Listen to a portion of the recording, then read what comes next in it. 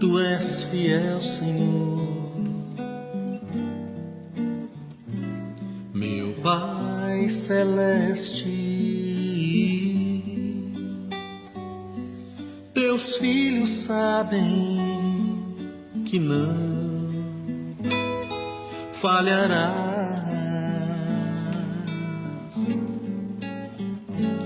Nunca mudaste, tu nunca faltaste, tal como eras, tu sempre serás. Flores e frutos, montanhas e mares, sol, lua, estrelas brilhando no céu.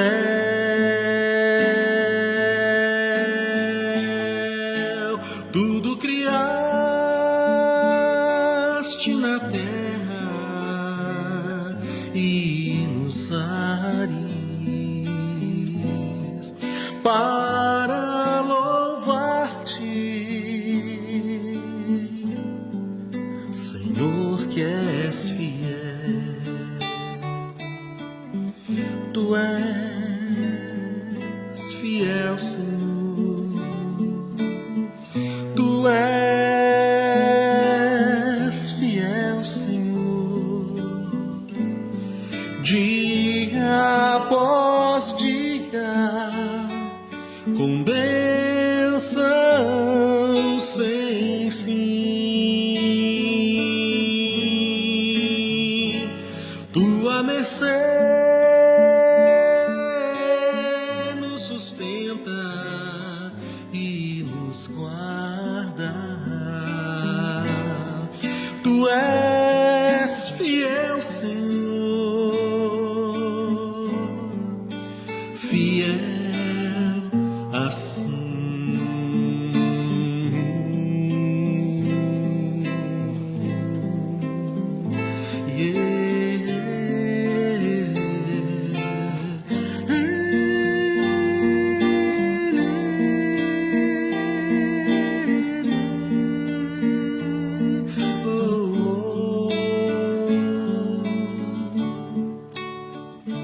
Pleno perdão tu dás, que segurança. Cada momento me guias, Senhor,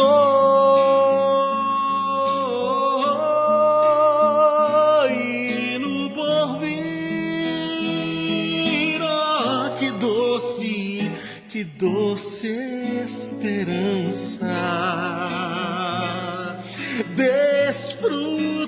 Desfrutarei do teu rico favor. Tu és fiel, Senhor. Tu és fiel, Senhor. Dia após dia, com bênçãos sem fim. Tua mercê nos sustenta e nos guarda. Tu és fiel, Senhor. Tu és fiel, Senhor. Tu és fiel, Senhor. Fiel assim.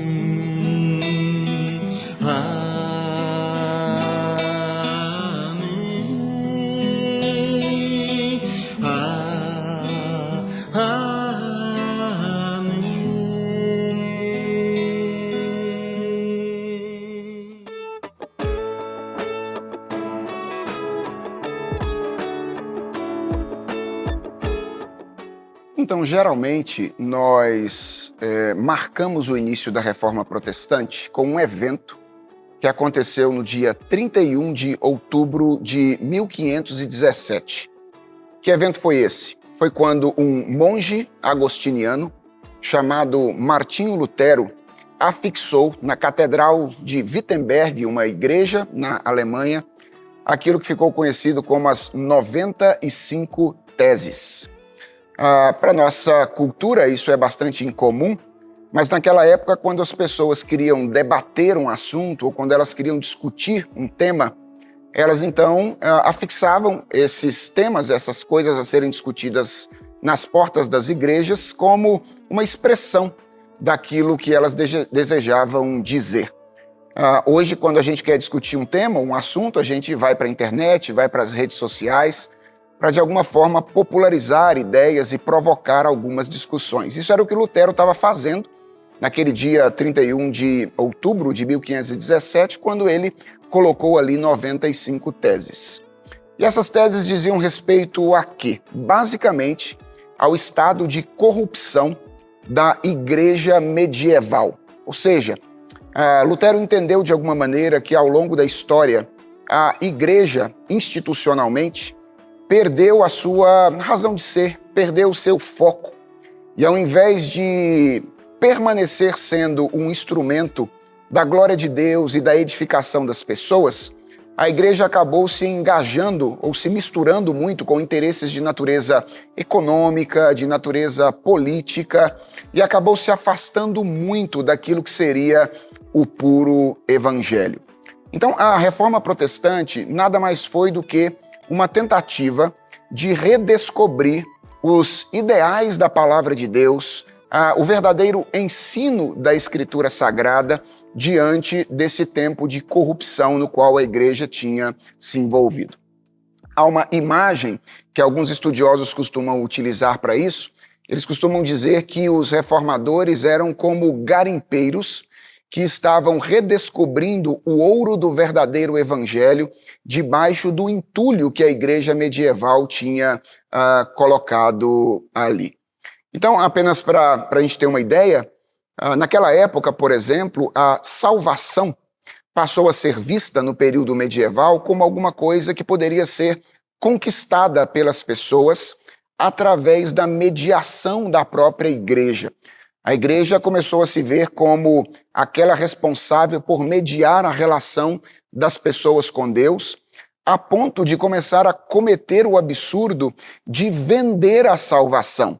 Uma prática muito comum que precipitou de alguma forma a reforma foi a venda das indulgências. O que eram as indulgências? Era um documento emitido pela igreja que garantia a salvação das pessoas ou de outras pessoas queridas que eventualmente já tinham falecido e que os fiéis desejavam de alguma maneira salvar, tirando ali a sua vida ou a sua alma do purgatório.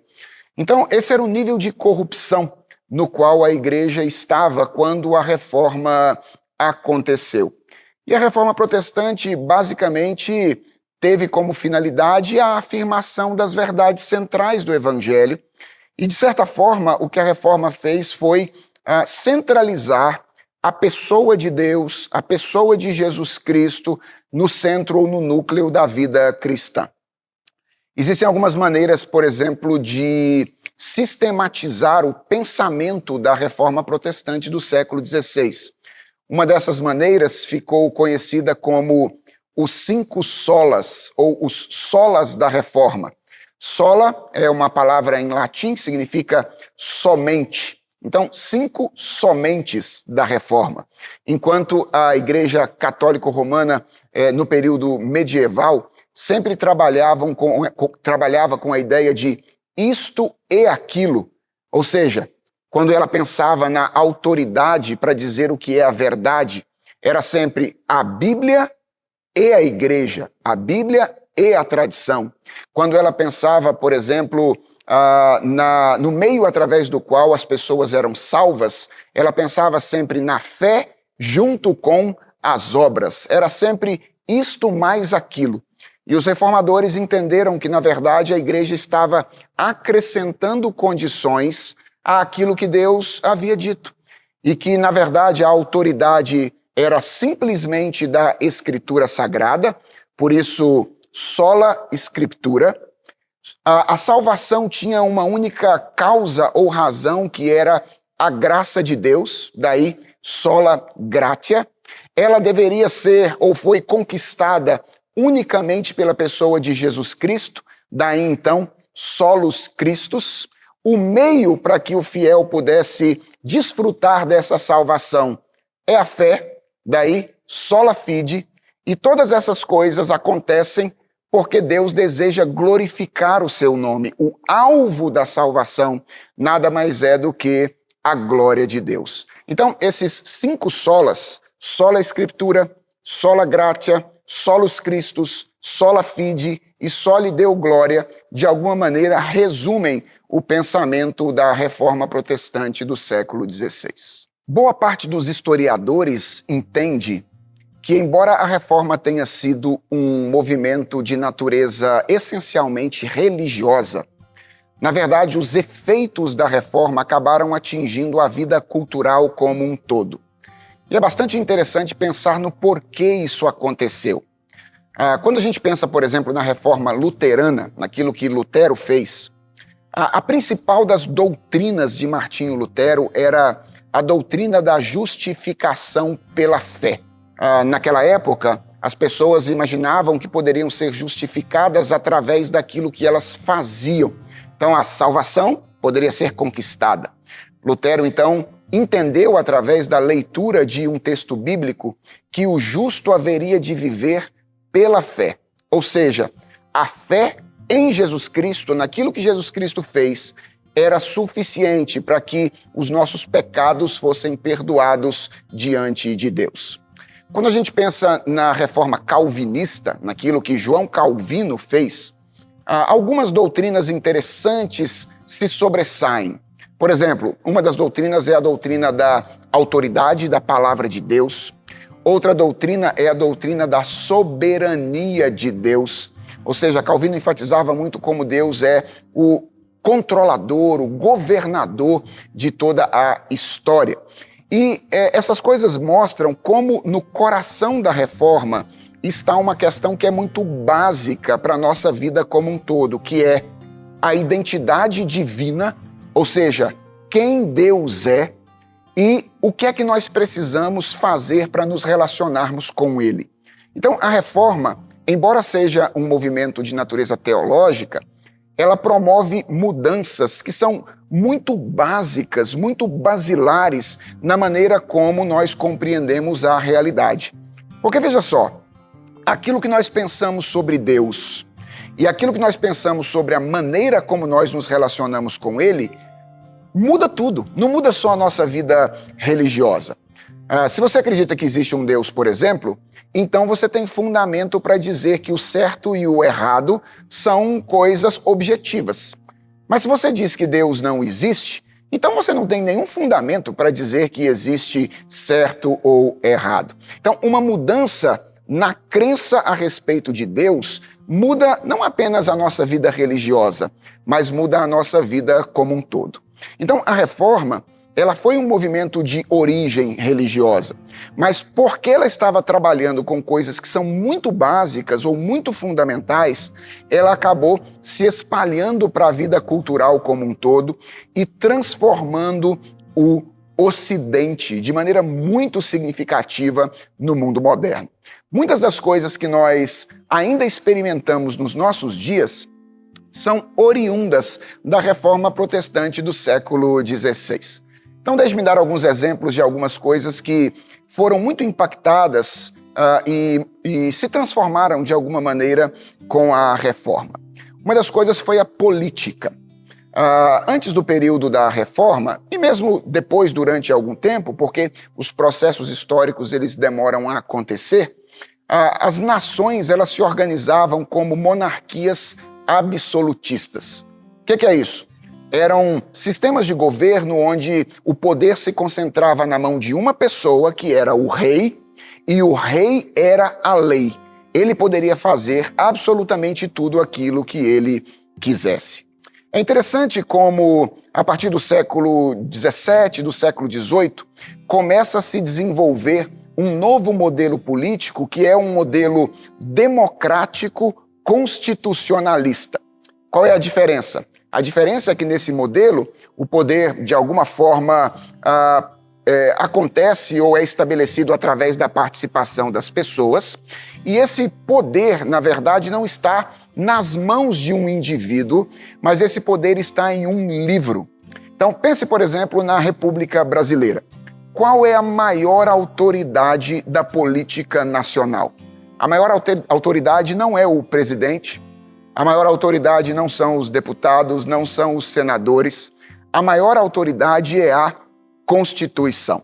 Isso jamais teria acontecido não fosse o dogma do sola scriptura.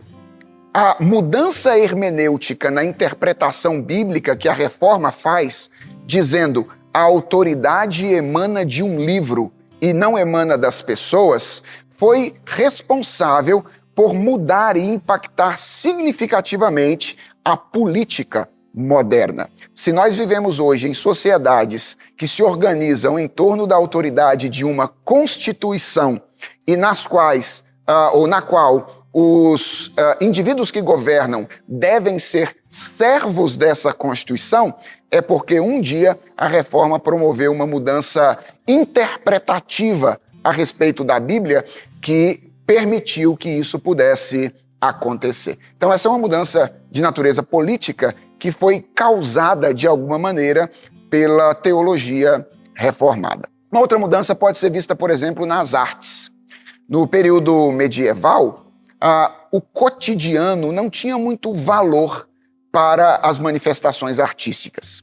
As artes elas estavam confinadas às igrejas, as escolas artísticas eram ligadas de alguma forma às grandes catedrais e às igrejas. Os temas que eram pintados eram exclusivamente os temas religiosos, então ligados à vida de Jesus, à vida dos apóstolos, à vida da igreja. E se você der uma olhada depois nas pinturas medievais, por exemplo, ou mesmo na música medieval, você vai perceber como é que a arte daquele período, ela era pouco realista, ou ela, de alguma maneira, visava tirar as pessoas do cotidiano, afastar as pessoas daqueles temas que eram temas corriqueiros ou comuns. Quando a reforma acontece, uma mudança muito significativa nisso também começa a acontecer, porque a reforma, ela promove uma mudança teológica muito interessante. Na teologia anterior, a visão que as pessoas tinham era muito dualista. O que isso significa? As pessoas entendiam que o serviço a Deus se dava no ambiente da igreja e não no ambiente da vida como um todo. Então, vida familiar, trabalho, diversão, vida social, todas essas coisas eram vistas antes da reforma como males necessários que possibilitavam aquilo que verdadeiramente importava, que era a relação com Deus vivida exclusivamente na igreja. Quando a reforma acontece, há uma espécie de unificação da vida. E os reformados começam a ensinar que, na verdade, o palco de serviço a Deus não é apenas a igreja, mas o palco de serviço a Deus é o mundo. A natureza é transformada no teatro da glória de Deus. Essa é uma expressão que João Calvino usa para se referir à natureza. E a partir de então, as artes começam a mudar significativamente. A música começa a ser uma música que agora está mais ligada à passagem do tempo e à vida cotidiana. As pinturas começam agora a retratar coisas do dia a dia. Então, o casamento de um camponês, o serviço diário de uma dona de casa começa agora a ser objeto de pintura. Uma paisagem começa a ser pintada, porque agora essas coisas ganharam significado espiritual, agora elas estão ligadas com a vida religiosa ou a vida cristã também, de certa maneira. Além disso, algumas técnicas artísticas, por exemplo, como a questão da proporção, por exemplo, que tem a ver com a retratação da própria realidade, nasce muito impulsionada por essa mentalidade de que agora queremos retratar esta realidade cotidiana tal como ela é, porque nela Deus se manifesta. Então, é muito interessante perceber como é que a reforma, embora seja um movimento primariamente religioso e teológico, no final das contas acaba afetando a vida cultural do Ocidente como um todo. Há certas coisas que nós experimentamos hoje que nós só experimentamos porque a reforma protestante aconteceu. Coisa simples. Se você enfeita o seu escritório como um quadro de natureza morta, por exemplo, ou se você coloca na sala da sua fazenda uma pintura de uma paisagem, é porque um dia um grupo de pessoas disse, entendendo ou lendo a palavra de Deus, que a nossa vida cotidiana é tão valiosa, tão importante, tão lugar de obediência a Deus quanto é a nossa vida de igreja. Embora a reforma tenha acontecido no século XVI, eu estou para dizer que talvez nós precisemos de uma nova reforma, de uma outra reforma. Por quê? Porque a reforma aconteceu porque a igreja tinha, de alguma forma, se imiscuído em algumas coisas como a política e a economia e havia perdido de vistas as preciosidades do evangelho. Tinha, de alguma maneira, entulhado as verdades da graça de Deus em cima de várias coisas que, na verdade, serviam para manipular as pessoas, para ampliar a riqueza de algumas outras.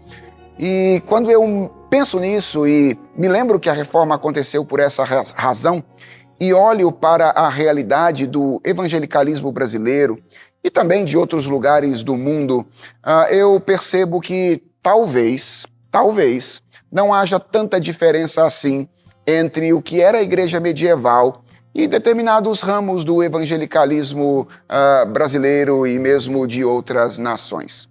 Lamentavelmente, a fé tem se tornado dia após dia um negócio para muitas pessoas. Há muita manipulação religiosa no nosso país, pessoas que às vezes se colocam como intermediárias entre Deus e os homens, aquilo que a reforma lutou para estabelecer, que é a singularidade da palavra de Deus, a singularidade da pessoa de Jesus Cristo, lamentavelmente, muitas vezes está esquecido, mesmo por igrejas que são devedoras, de certa forma, desse movimento lá no passado, visto que todos aqueles que se denominam evangélicos hoje em dia são, de alguma maneira, devedores do movimento da Reforma Protestante do século XVI. Então, eu acredito que celebrar este acontecimento, aprender com este acontecimento, é muito importante para a igreja contemporânea. Primeiro, para que ela olhe para dentro de si, faça uma autoavaliação e perceba se nós não precisamos hoje em dia redescobrir a pureza do Evangelho de Jesus Cristo entulhada debaixo de tantas coisas que sufocam a profundidade da revelação de Deus no nosso coração. Além disso, nós vivemos um tempo de profunda secularização. Deus tem sido esquecido pelo mundo ao nosso redor.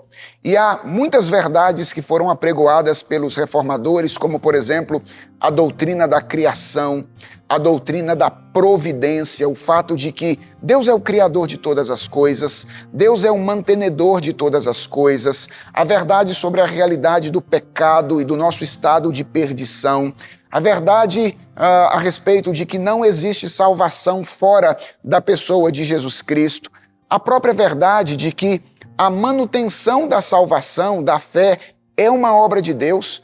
Ninguém se mantém crente, ninguém se mantém crendo em Jesus por força própria. São coisas que a reforma nos lembra. Então, em um tempo de secularização como o nosso, em que Deus parece estar cada vez mais escanteado da vida da sociedade, é importante nos lembrarmos da centralidade de Deus apregoada pelo movimento reformado.